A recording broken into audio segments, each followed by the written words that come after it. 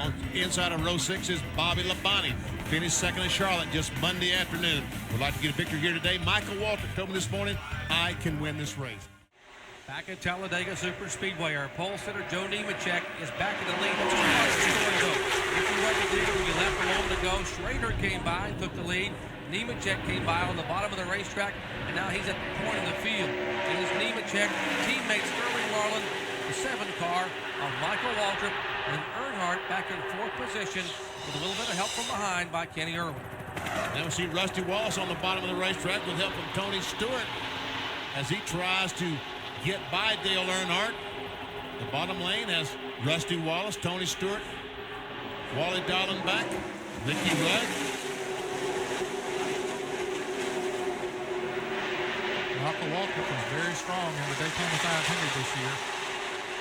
And that 7 car comes in here with a lot of confidence today. He feels he can win this thing. When they crossed the line that time, Felix Sabatos ought to be very proud because his engines were running 1, 2, 3. Keith Simmons, the engine builder for Stapco, has the engine in the 42 car of Nemechek, Marlin, and of course Michael Waltrip. Look at Michael Waltrip down there on the inside. A moment ago, we were talking about him. He was about to take the lead. Now he's coming back up a little bit. He's dropped back to about 10th position. But it doesn't take long. And now Michael Waltrip, I thought he was on the inside, Ned. What happened? Now he's on the outside. He goes everywhere. It doesn't matter. Where he sniffs a little bit of air and he can get a draft, he just goes after it. Check out Dallenbach. He's going for the front. The Budweiser car followed by Kenny Irwin and Rusty Wallace. And Mike Skinner. You and Ned put it perfectly. Everybody in this field today believes they have a chance, and I believe they do. It looks that way certainly right now. Another 3 wide at the start-finish line. Michael Waltrip up on the outside.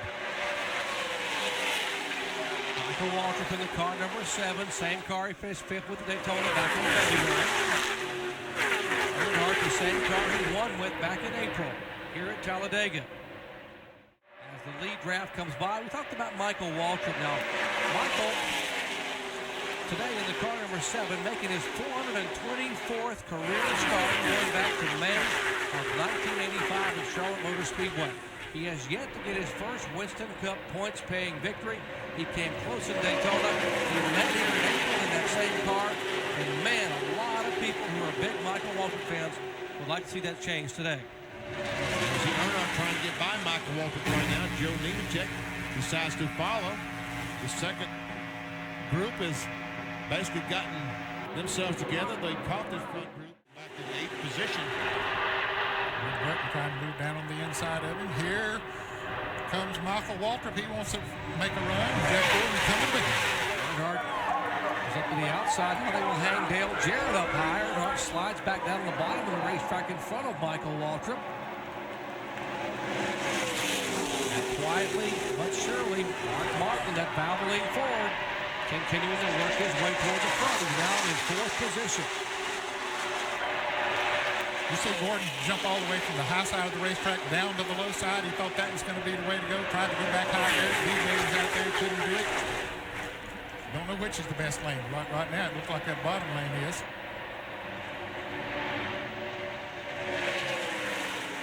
Nemechek following very close on the back bumper of Mark Martin. The 42 car, Nemechek was our pole sitter. Over 198 miles per hour average on this qualifying lap. Now Bobby Labonte's got down on the inside, so he's picking up some positions once again. So you can see the onboard camera with Bobby Labonte, just like Ned talked about, on the bottom of the racetrack, trying to follow Nemechek. And Michael Waltrip going for the lead up in front with help from Jeff Gordon. Michael Waltrip will lead this lap. Michael Waltrip led this race back in April. Same car he finished 5th with at Daytona, the season opening Daytona 500. Looking for that first career Winston Cup victory. 38 laps to go. As finish here coming in May of 1994 as Bobby Hamilton now gets a little bit of help from Kenny Irwin, shuffling toward the front. Earnhardt in the middle there.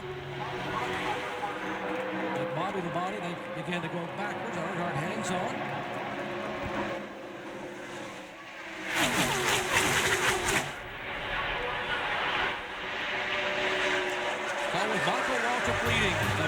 538 laps remain. That's all that's left in the 31st running of this event at Talladega. It is Waltrip, Gordon, Nemechek, Jarrett, and Skinner, the top 5.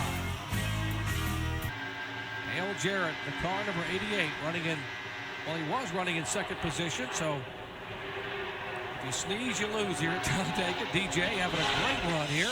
Went up on the outside of Michael Waltrip going into turn 3.